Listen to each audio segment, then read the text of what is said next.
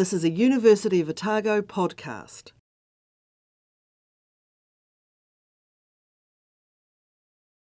Inga mana, inga reo, ro rakatirama, tenakoto, tenakoto, tenatato katoa. My name is Harlene Hain, and I have the great pleasure of being the Vice Chancellor here at the University of Otago, and it brings me great pleasure to welcome you to this inaugural professorial lecture.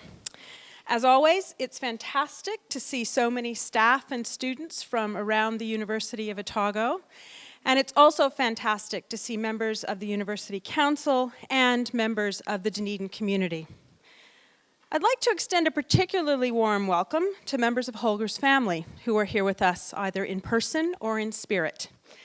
His partner Claudia is here with us in the audience this evening, but I would also like to acknowledge members of Holger's family who are watching this via live stream in Germany and in Invercargill. And in addition to Holger's family, there are also folks here from the Polytech, from other local businesses in Dunedin, from the Methodist Mission, and from the volleyball team.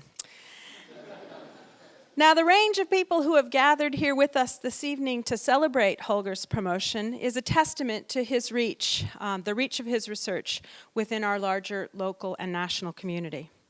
Like all professors here at the University of Otago, Holger has excelled in teaching, in research, and in service. He is widely recognized as New Zealand's leading researcher in the area of virtual worlds and augmented reality, and his work is highly respected and highly cited. I am very much looking forward to his lecture this evening. So Holger, on behalf of the University of Otago, I would like to warmly congratulate you on your very well-deserved promotion to professor. And I will now call on Professor George Benwell, the Dean of the Business School and the Pro-Vice Chancellor of Commerce, to tell us just a little bit more about Holger's academic history. Nō reira, tēnā koutou, tēnā tātou katoa.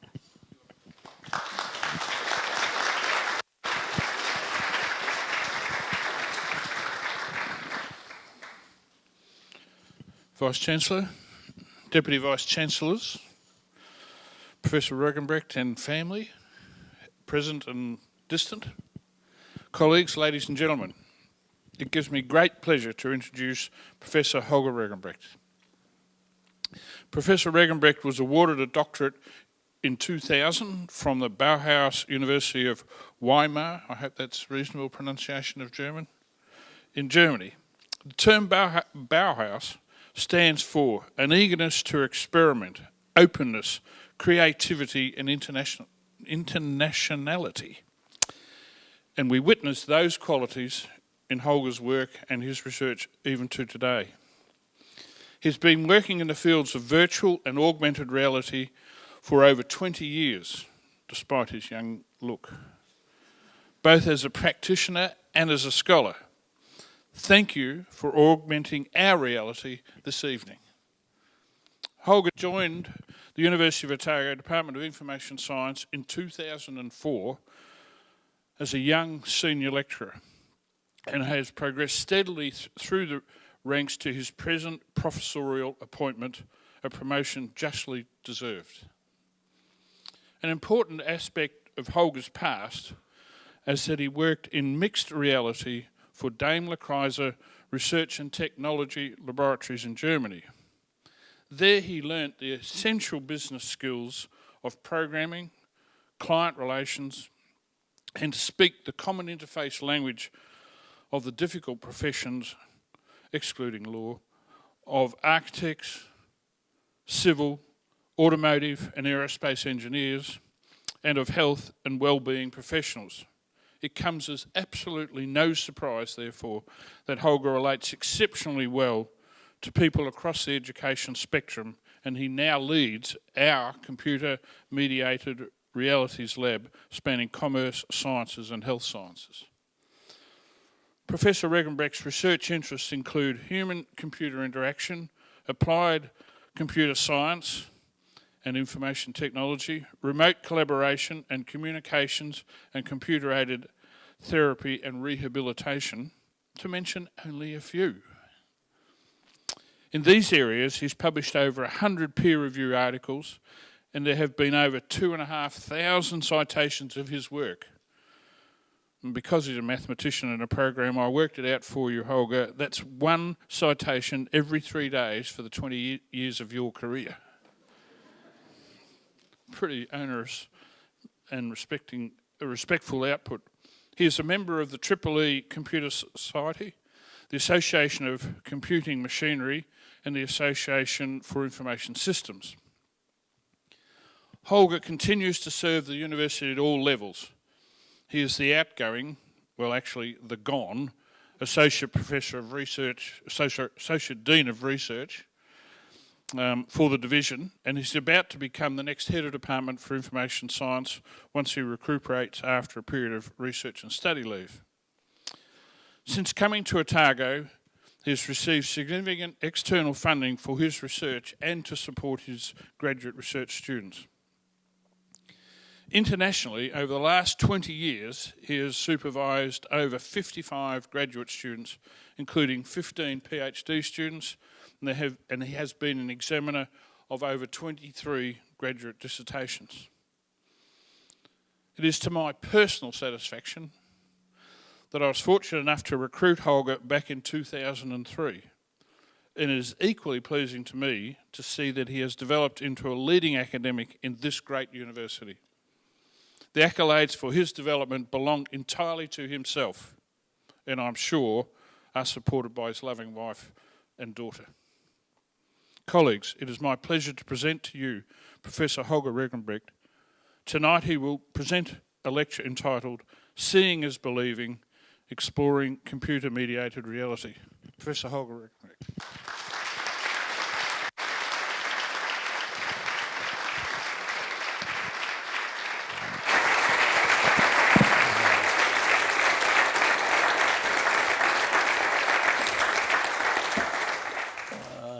Tēnā koutou, tēnā koutou, tēnā tātou katoa. It's good to see so many people here. I'm really surprised. I thought I will give a lecture in a half-empty lecture theater, but yeah, the opposite is the... So thanks for coming. And thanks for the nice introduction of the Vice-Chancellor and the Pro-Vice-Chancellor here. Yeah, seeing is believing, and this was actually the other photo which was taken for this inaugural professorial lecture, and I thought, do I use that one or the one you have seen? But I decided for the more formal one, so I saved that for this lecture. So what I want to talk to you about today is not all the projects I did in the past and all the theories I used and applied and all the maths, and I will save you from that. I will talk about what I'm most passionate about in my research, and that is what is that virtual reality? What makes virtual realities actually virtual realities? What is it? What is the essence of it? And I'm in search for that for over 2 decades now, and you will see why that is the case. Yes. So let's start with where it all began. It began all with a green cube. So this was the first thing I programmed in virtual reality, a wireframe green cube. And it's actually, as Jeff would know, 25 years before me that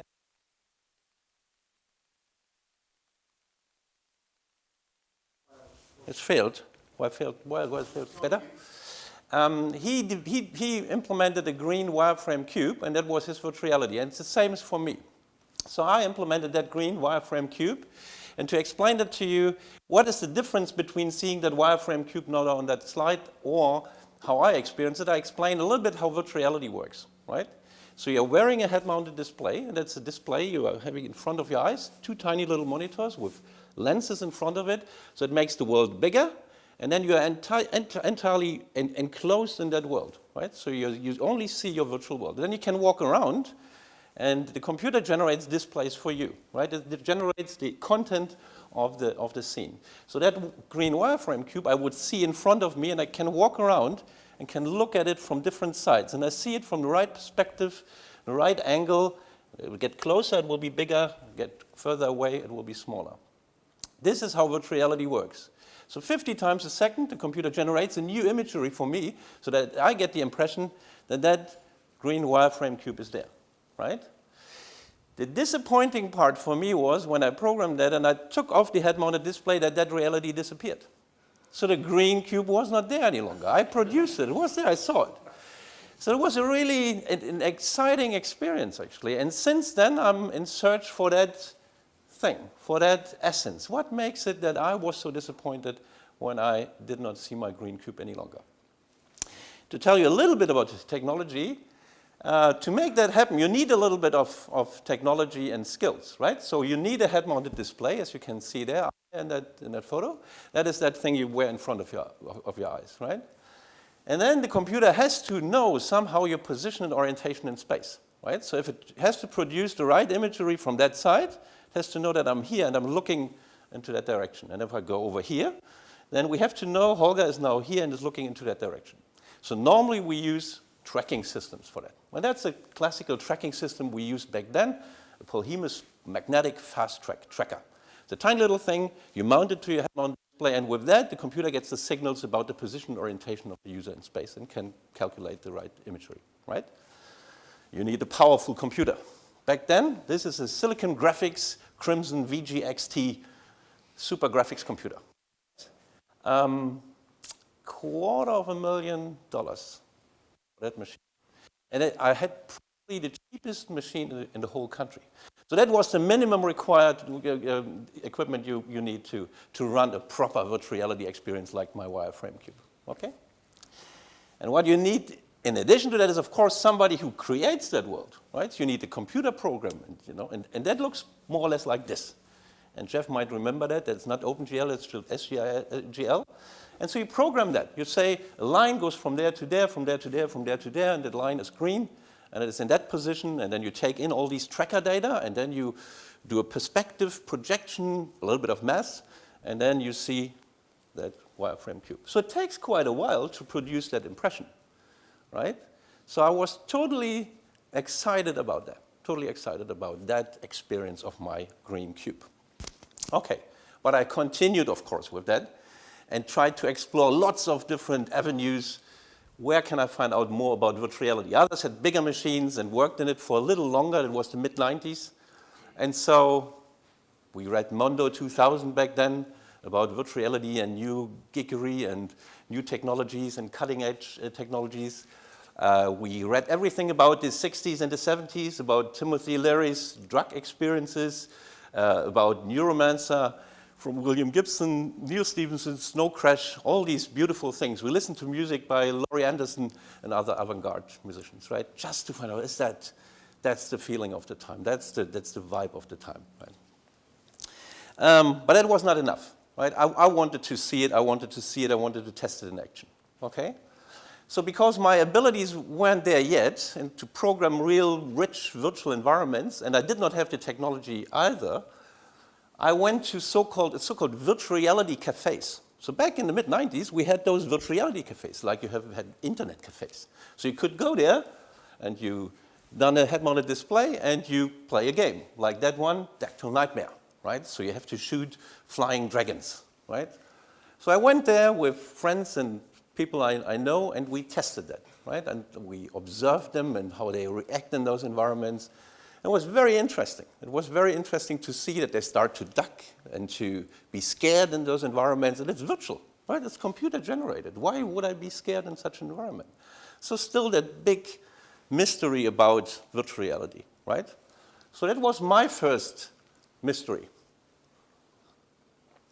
So I teamed up with a psychologist and friend, Thomas Schubert, and we thought of an environment which really, really makes you present or immersed in that environment. So what can that be?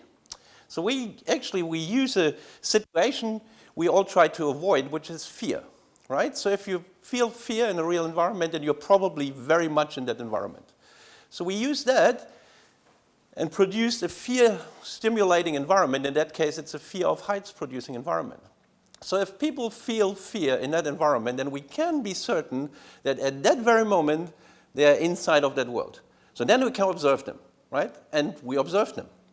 In that case, we had about 40 people trying that very primitive virtual environment. People were wearing these head-mounted displays, could walk around in a space of about 4 meters in diameter. And then there was a bridge, and there was about an 8 meters, virtually 8 meters deep gap, right? So even I hesitated to step into that gap, even if I programmed every single thing of that whole environment. And I saw people crawling on the floor with the head-mounted display on. So there was something going on here. Seriously going on. So very nice experience. So then I thought, oh, I'll make a PhD out of that, right? So now I know how we do that. So I wanted to, actually it was crystal clear. In the end, I will have an equation, and the equation will be like immersion equals to some resolution times some latency, sometimes, graphics performance or whatever it is, right? And then I will publish it, and 2 years later I will have my PhD, right? No problem. So I started to program together with some students, started to program some environments in which we can test that, right? So the first of those applications we called Vox Design. So as you can see, my friend and colleague up there in the corner, he is sketching in space, right? So the first application was actually you create things in space. Instead of using your mouse and doing with paint, you paint your flowers in your paint program. You use a pen, you're holding a pen in your hand, and you paint in space, right? And then can you walk around and you see that three-dimensional structure here, and then you can add things to it, and so on and so forth, right? And this is all done with pixels in space, and these pixels in space are called voxels, right? Because they're volumetric pixels. And so you sketch voxels in space, and you can erase them, and then you save them, and then others can experience those worlds, right? Similarly, we designed or developed an application which we call plane design. It was mainly actually for architects. So you want to experience space. And if you want to experience space and you do that on your computer screen, then you can't really relate yourself to that space because you don't know how big is that wall, for instance. If you use virtual reality and you can walk around, and I can draw a wall here, that big, and then it's there. And then I see how big it is, and I can make it bigger or smaller. And I can walk around, and I can have another wall. I can build rooms, and so on and so forth, right? So suddenly I get an idea what that space is about, right? And that was plane design. To do both of those things, we had to develop a certain furniture, and that mainly for two reasons. Number one, probably those of you who have used modern head-mounted display like an HTC Vive will know, and when you walk around with your head-mounted display a lot, then you have all these cables running to you. So you have always a second person carrying the cables like with a cameraman. You don't want to have that. You want to have your immersive experience undisturbed. So we need a construction which leads your wires or your cables with you, right? They follow you all the time. And number two, when you're totally immersed or enclosed in that environment, you don't know where the borders are, right? I might easily run into a table or something, right? So here we placed a corner pillows on in reality so that you can feel when you are at the edge of your world, right? So we have a furniture, we have applications, and we can really observe people in action, and we did. So probably myself, I spent hundreds of hours in virtual reality, right, with those technologies. Great experience. Still, it did not really answer the question. So what makes it that I'm in there and sometimes not? What is it? What is the essence of it? Okay, I consulted the old philosophers, right? And not the very old ones, not the Greek ones, but the more modern ones. So three philosophers which really influenced me you can see here. So it's Edmund Husserl with his idea of intentionalism. It is Martin Heidegger with his idea of being in the world, which is very related to virtual environments, as you can imagine. And it's Heinz von Förster, mainly because of his idea of radical constructivism. So it's all about us constructing world. So whether world is really out there or not is not really important. Important is that we know that we construct those worlds, right? And that makes it interesting for virtual reality. So which elements are important that you feel that you are in that world? I make a long story short. It is mainly that we are able to interact in that environment. I can walk around. I see my green cube there. So I'm the one who walks around. I can sketch those voxels in space. So I'm interacting with that environment. That's number one. Number two is that that world has to have meaning for me. In the best case, a plot. It's something tells me that I can do something with it, right? So the world tells me what I can do with it, and I interact in that world, right? These are the two main factors, actually, in what I found out. Whoops, almost undressed here. What I found out from the philosophers. And in addition, my old idea of that kind of immersion with all these technical factors is probably only true in a sense. So probably we need that technology to make that happen. We need the head-mounted displays, the tracking systems, the big machinery, and so on and so forth. But probably the effect I'm after is actually a psychological effect. It's actually my feeling of being in there. It's actually a little bit decoupled from the technical environment, right? I can feel immersed in a very low resolution environment, or I cannot feel immersed in a very high res environment, right? So this was what I got from those philosophers. So back to the experimentation, right? So we had all these applications, okay, answering questions. Another experiment. So I explained it very shortly. So this is an experiment where I designed an office floor, right? It's an office floor, and you have a lot of doors, and you have people going in and out on these doors. They come out on one, open the door, go into another, and so on and so forth. So you have actually a busy office environment, right? Unfortunately, we were unable to produce these high realistic avatar characters in that environment. So what we did is we just visualized the shoes of the characters. So you saw shoes walking around in that office environment. That looked pretty realistic, actually, in the end. But how do you do that? How do you create those shoes? Okay, my friend Tore put two of those trackers, which we normally use to determine the position and orientation of a user in space. We put them also onto some boots. And then Tore walked all kinds of figures, 8 figures, in-out figures, and so on and so forth. And we played back those figures in that environment. So what it did was it enriched that environment massively. So it was not any longer a dead, unanimated environment. Suddenly it was richer, right? So now it comes to the experiment. So we did 2 experiments with that environment. I'm only talking about the second one. It has to do with what is actually interaction. We had an experiment with 2 groups. So both groups actually saw that virtual environment where these shoes are walking around and the doors are opening and closing and a little bit of sound and so on and so forth. One group was told, you're like a ghost. That environment knows nothing about you and it doesn't react to you, right? The other group was told, the way you walk and walk in the environment influences how these others walking and opening doors and so on and so forth. So you have an influence on that environment. So you are interacting directly with that office environment, right? And then we found out that the group who thought that they can interact with that environment and that the environment reacted actually had a higher level of presence, I call it now presence, than the group which thought we are just a ghost, all right? So even the thought of interaction actually increases presence, which is a very interesting finding in itself, right? So it makes it even more complicated to find out when are we in and when are we out in such a virtual environment, right? So, how to measure? So when you want to measure presence in a virtual environment, it's actually a very tricky thing. So what you can do is you can observe, right? So you can observe people ducking or crouching or whatever, right? Or running away. But it works only for certain environments, right? For instance, fear-evoking or emergency environments or whatever, right? Or you could ask people to click a button when they think we are present. I click a button. But that would destroy the whole illusion, eh? So, are you present? I click the button, oh, I'm not present any longer, right?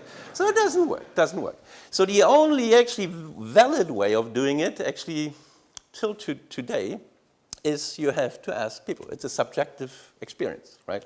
So you apply, normally after the experience, you apply a questionnaire. And back then, we had 3 different questionnaires, and all 3 were competing for attention in the researchers' community, and they were all very long, right? Psychologists normally develop these very long questionnaires. So we, over time, we developed a very short one, actually only with a good dozen items. So and applied that throughout our experiments all the time and refined it over the years. And meanwhile, actually, this is one of the standard instruments to measure presence in virtual environments now, right? It's still my highest cited paper. I don't know why, but it's still that one. It was translated into more than a dozen languages, so it's actually a very neat little instrument, and I hope my students will use that too for their studies. Okay. Actually, what we also find out by applying that questionnaire, that we learned a little bit more about that construct presence, what it means. What is it composed of? And it's actually quite a complex model. But it breaks down, in the end, the experience to 3 factors. And one is your spatial relationship to the virtual environment. Where am I? Do I feel that I'm in the center of the room or not? The second one is involvement. Do I feel involved in that environment? And that does not necessarily mean that I think that I'm in the center of the room. And the third one, but it's the weakest, is actually the degree of realism of the virtual environment. And it was an important finding, because now we can actually give up on improving the quality, the visual quality of our environment. It would not add a lot to the presence experience, right? So we can stop it at a certain stage. Okay. Yes. There was a lot of theory involved. It still did not fully answer my question. Actually, it produced more questions than answers. But it's okay, I got some answers. But I was a little bit sick of all that experimentation and of all that doing academic work, right? So I thought, no, I'm going to industry. So I have to see how it really works, right? And so back then, not many industries could actually afford immersive virtual reality systems. It was mainly military, oil and gas, pharma, automotive and aerospace. So I went to automotive and aerospace. So there we had many application areas actually for virtual reality, and we applied them all, right? So for instance, car visualizations is that's the obvious candidate, right? You pre-visualize, before you produce a product from CAD data, from computer-aided design data. You produce a pre-visualization, and then you can walk around and you can sit in that car and then you can try whether you can reach knobs or you see what is your viewing angle and so on and so forth, right? So that's the obvious one. Or you visualize things you can't visualize normally in reality. Let's say, how is the temperature distribution in this room, right? So I can now walk here and can try to measure it at every point, but I wouldn't do that. So probably we use rather a simulation and visualize that as a virtual reality visualization, right? And I kind of walk around and I see the temperature distribution in this room, right? Okay. Or you visualize things which only some privileged people will ever experience, for instance, in space, right? We worked on some work with the Columbus module for the International Space Station, for instance. So you can be at that place in space, even if you're not an astronaut, right?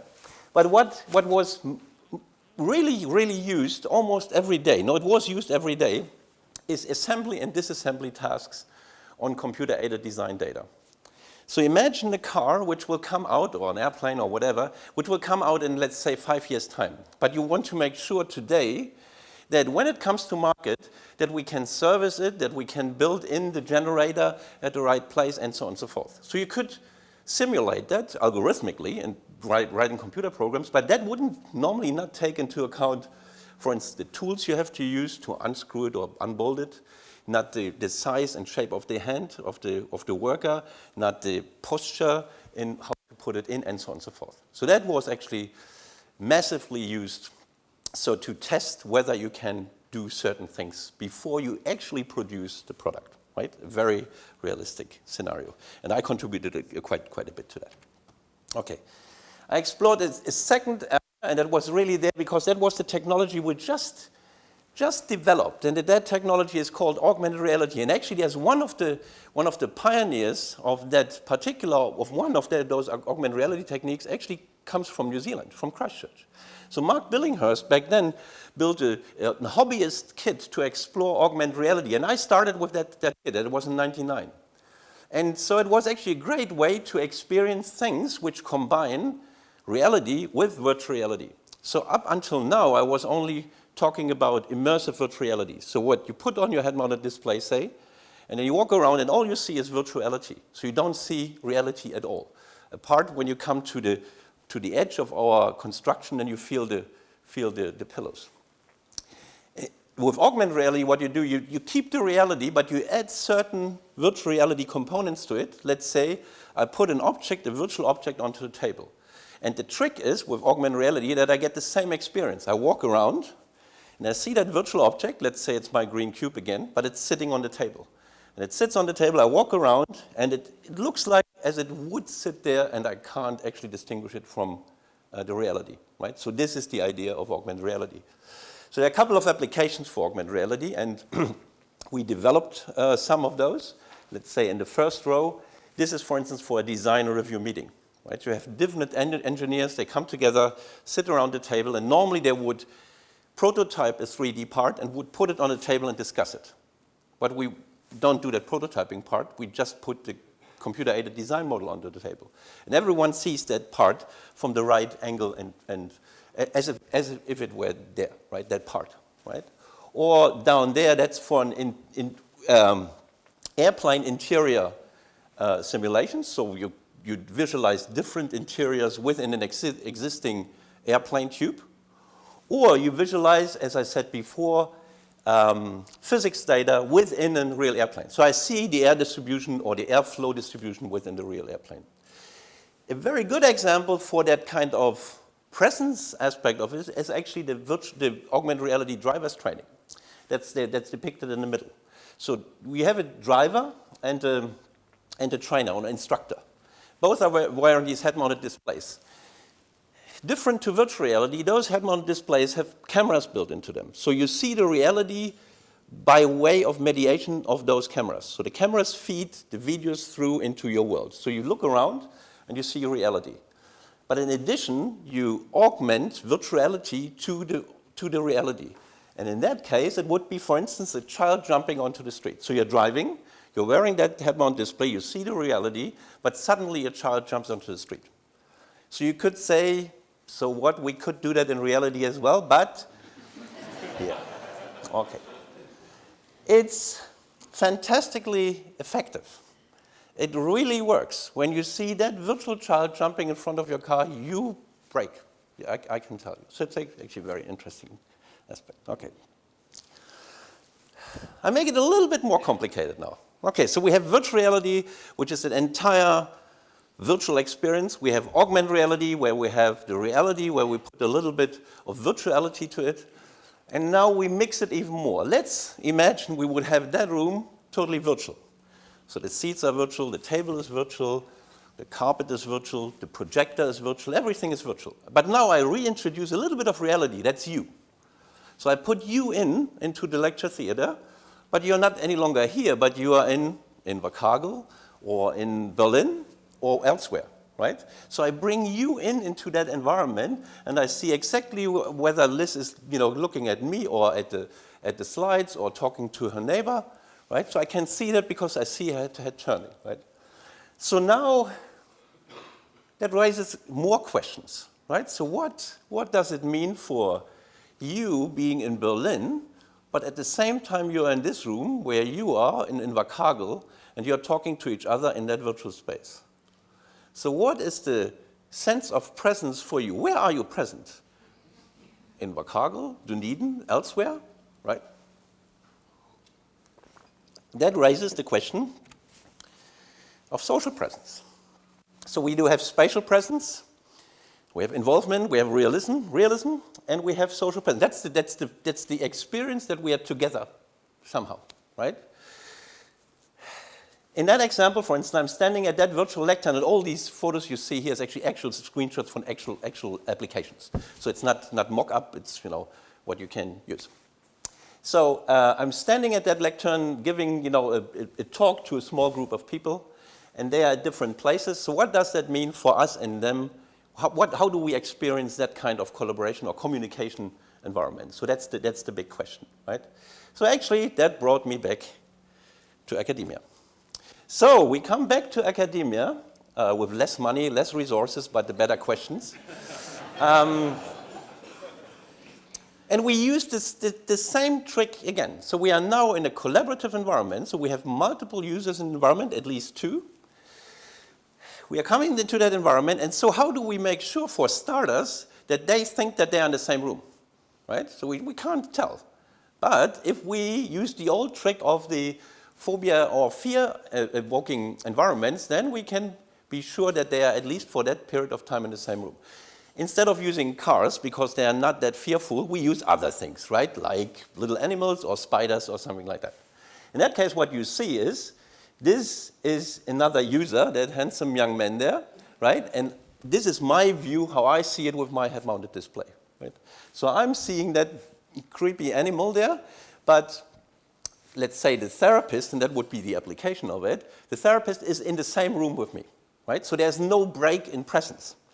If that therapist, let's say it's a therapeutic scenario, if that therapist would sit outside and would talk to me, immediately I would be taken out of that world. There would be a break in presence. If that therapist is with me in the same room, and hopefully not afraid of little animals as I am, then we are in the same environment, right? So with that we can establish a ground for exploring spatial presence and social presence again, right?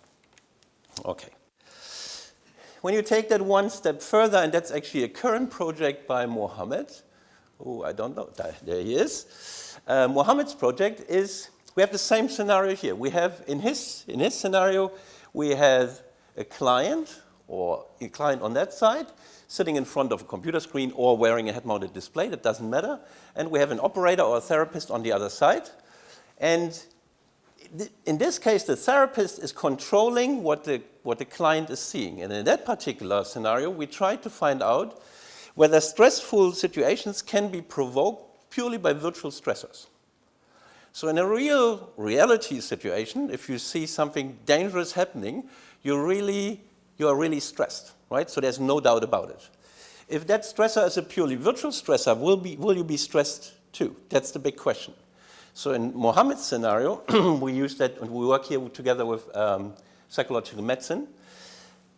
This is a postnatal stress resilience training system, right? So in that case, young mothers, after giving birth, normally have to cope with that situation, of that, all these things which are happening at once. And we are simulating that here.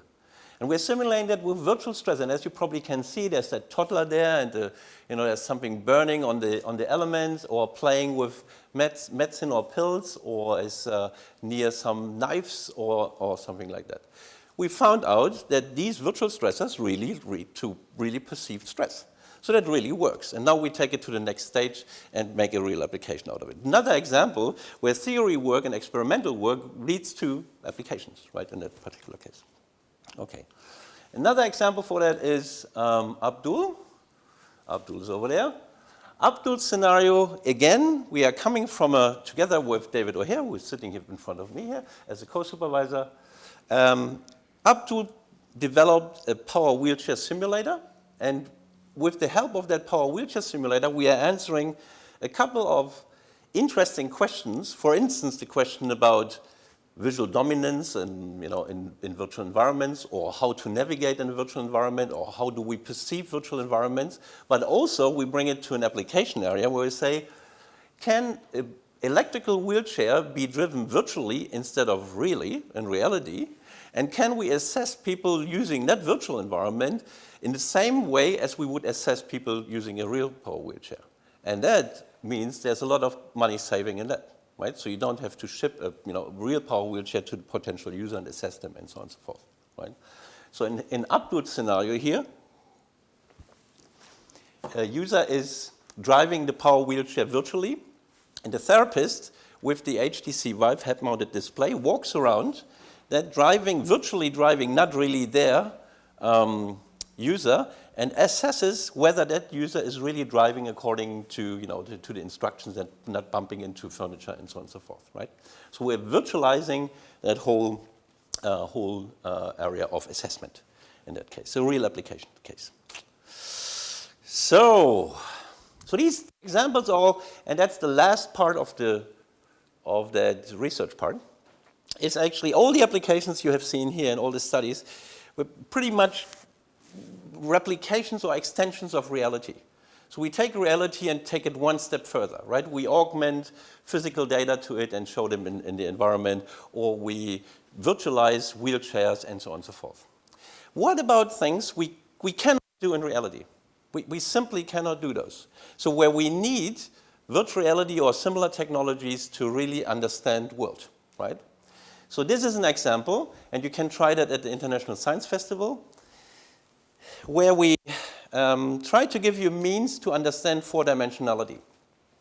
Four-dimensionality does not mean 3 dimensions plus time. It means four-dimensionality. That means 4 axes are perpendicular to each other. It's a mathematical construct. For the ones of you who are mathematically savvy, that's an easy one. But for the rest, it is probably not. So, how do we, and not only understand, how do we get what four-dimensionality is? So what we do here is actually, we take a 4-dimensional cube, which is a mathematical construct, and we project that 4-dimensional cube into 3-dimensional space. And once we are in 3-dimensional space, we use our head-mounted display and walk around and look at that 3-dimensional projection out of 4-dimensional space. Easy as, right? It's the same, actually, as if you would take a 3-dimensional cube, would have a lamp, and the shadow you see on the table, that's the projection of the 3-dimensional cube on the 2-dimensional table. And when you turn that cube, then you see the shadow changing. The same happens with the 4-dimensional cube. If we rotate around the faces, in that case, of the 4-dimensional cube, we see the result of the in 3D space of that rotation. So in that particular application, this is Johnny. Johnny's hands are tracked, the movements of his hands, and with the movement of his hands, he's changing the rotations of the 4-dimensional cube. But what he sees is the projection into 3-dimensional space. So he sees the 4-dimensional cube rotating by watching the 3-dimensional cube, right?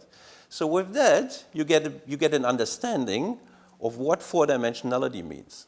But that is not immediate. That takes a while. So actually, we educate the brain about a concept which we normally could not understand, right? And that's what we are using virtual reality for here, right? So that's the 4-dimensional cube.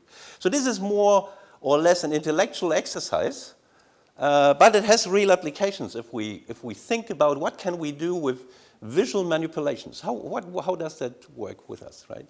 So we did a project a while ago. I started it, actually, it's called the Augmented Mirror Box. And I did that together with Liz France here and Lee Hale here, for instance, and Nick is not around. So we manipulate or we decouple what you do from what you see.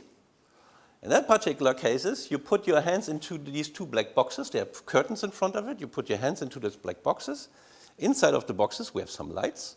And we have cameras, and these cameras capture what's inside of the boxes. And then those camera streams go into a computer, magic happens, and then something is displayed on the display. And it can be a head-mounted display or it can be a screen. It doesn't matter. So normally you would expect I'm having my hands in those boxes, and now I see these hands on the screen, right? A black, white hands, mine, on the black background. But now we start to use these virtual reality and augmentation techniques to educate or fool you around what you're really believing. So let's say we put your hands into it, and the classic is, and that's why it's called the Augmented Mirror Box, because it comes from mirror therapy. You don't move your left hand, you only move your right hand, but you see your right hand mirrored over to the left, and you get the impression that your left hand is moving, right? So that has applications, for instance, in pain management or stroke rehabilitation, right?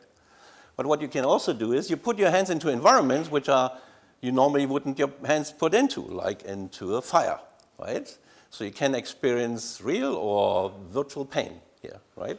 Or you move your right hand that much, and you see that hand moving on screen, and your left hand you move only a little, but it moves a lot on screen. So you believe that your left hand can move.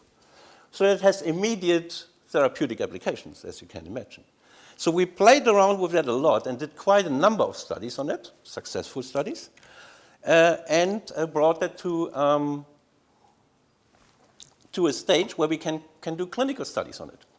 Right? So we do have a couple of those systems sitting in different laboratories, and for instance with our collaborators in Berlin, because they have more patients, more stroke patients than we have here in Dunedin. And so we are trialing those systems with patients. So again, there's a lot of theory work, there's a lot of conceptual work, there's experimentation going on, and in the end, it's the application we are interested in. Right? So that's what we want. Okay. Yes. a current one. I will not talk too much about it. But the question is, when you see all that and you decouple what you do from what you see, then the question arises, how do we perceive our hands? How do we know these are my hands? What makes it me to believe that I own those hands? And it has applications, of course, not only in prosthetic or other application areas, but in terms of how do I explore the world, how do I interact with the world, how do I learn, and all that. And so that's a project we are trying to do now about how is what we see here, how is that represented in the brain? So how can we measure that? Virtual versus real, or all the mixes, right, with all these applications. When you extend that, and that's a recent, very in its infancy project with Katrin and Arne project, which is when you extend that limb thing to the whole body. In that case, we voxelize your whole body. So there's a special camera, and you are wearing the head-mounted display, and you see yourself in the virtual mirror, and then you see yourself moving, and then we start to change your appearance, and we add things to you, and we make you smaller or bigger, or replace parts of your body, or in the end, we might swap. I might swap with Katrin. You see there, so there's a lot of, there are very interesting scientific questions in it, but also applications for that immediately, right? Finally, and that's the final one of those, is that's a very recent project, very recent. And so we tried to find out whether there's a relationship between that kind of feeling I'm there, and I'm feeling those are my hands, and I'm present in that space, and learning. So does that actually lead to improved or worse or whatever learning? So does it affect learning? And does it really require me to be there to learn in a virtual environment? So that's a big question for Johnny's PhD thesis. As a first start for that project, we do have a practical application for that. Actually, we have been approached by the Methodist Mission guys, and they run a project with the Otago correction facilities to support learners in need. So we have a lot of illiterate people there. So what they are interested in is, for instance, cars.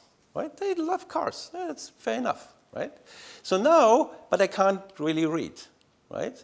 So now we introduce instructions and feedback in written form in a certain way and link that into that virtual environment. So we piggyback on the idea of a virtual environment to transport learning in that environment, right?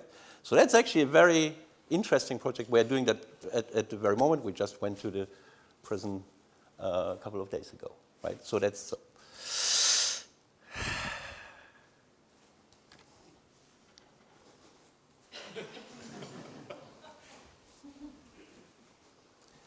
what George did not mention, the Pro-Vice Chancellor, is that my pre-university, very educated career actually started there. So I went through a 2-year apprenticeship as a mechanic for building machines. So I know how to repair diggers and caterpillars and cranes and all that. And then I worked for a couple of years as a digger driver. So this is where I started. This is the roots, right? This is where I learned about business and the real world back then. And it is still somehow a little bit of a mystery to me how I started as a digger driver in East Berlin. And I'm now a professor at Otago University. And it is. I went through a lot of zigzags, apparently. And probably you know when G.P. Getty was asked about his formula to success, right? So he said, rise early, work hard, strike oil.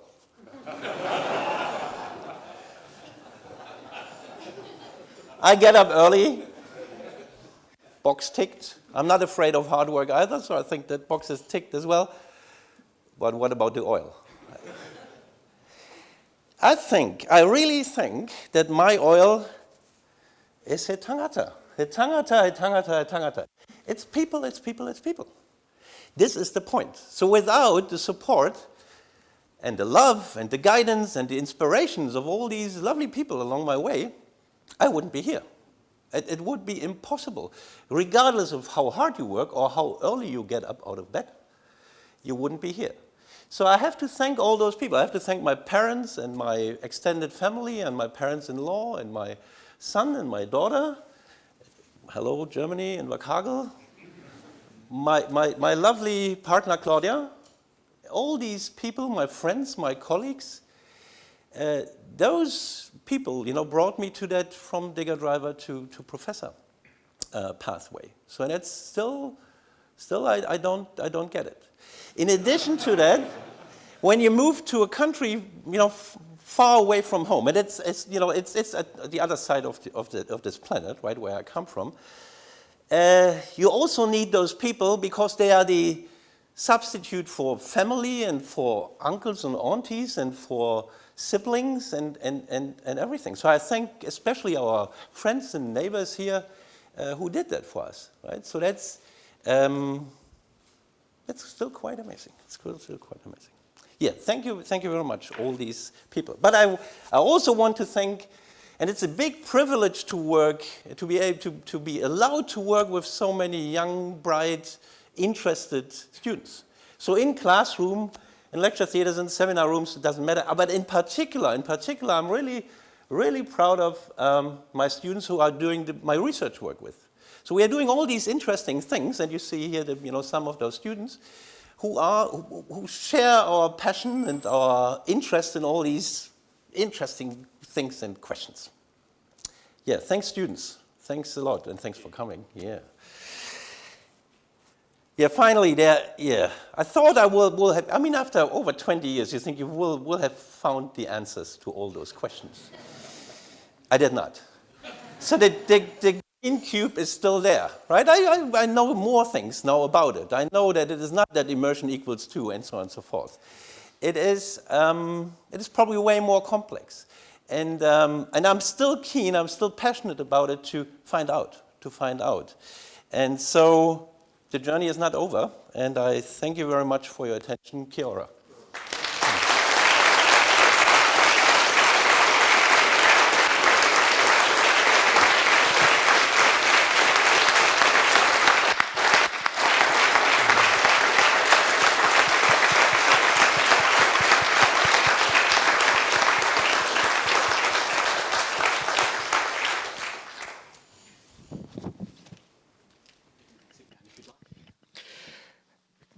Good evening. My name is Michael Winnikoff, and I'm the head of Department of Information Science, which means that I'm Holger's boss, at least until the end of the year.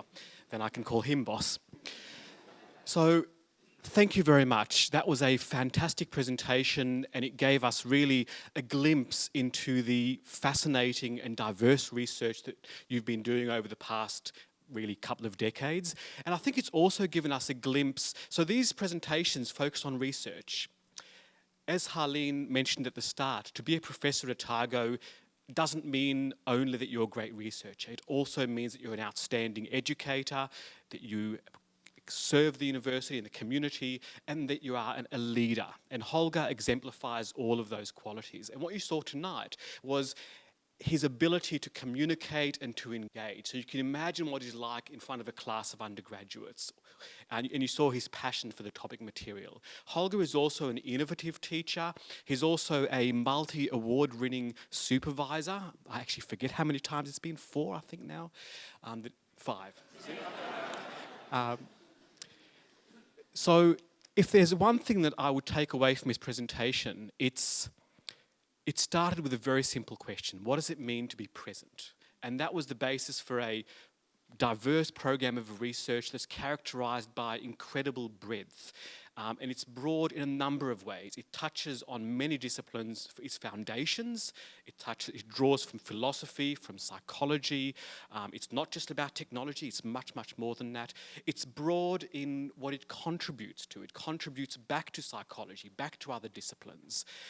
It's also broad in that it ranges from foundational questions. What does it mean to be present?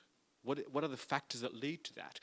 all the way to very practical and quite diverse applications. So I think it's been a fantastic glimpse to some of the research that Holger's been doing. So before I present Holger with a token of esteem, you started the talk with a green cube 20 years ago, and there's a current project that looks at taking a 4-dimensional cube and projecting that. So please come back in 20 years, and I look forward to hearing Holger talk about 5-dimensional cubes. So again, I would like to very warmly congratulate Holger. It's a wonderful pleasure to work with you, and I really look forward to continuing to work with you. And on a personal note, Holger has not just been an outstanding researcher, teacher, supervisor, associate dean research, he's also been a wonderful citizen of the department. He's always happy to help and to do what's best for the department, for the school, and for the university. We're very lucky to have Holger, and I have utmost confidence that when I head off next year on sabbatical, the department will be in outstanding hands. So thank you very much, and congratulations.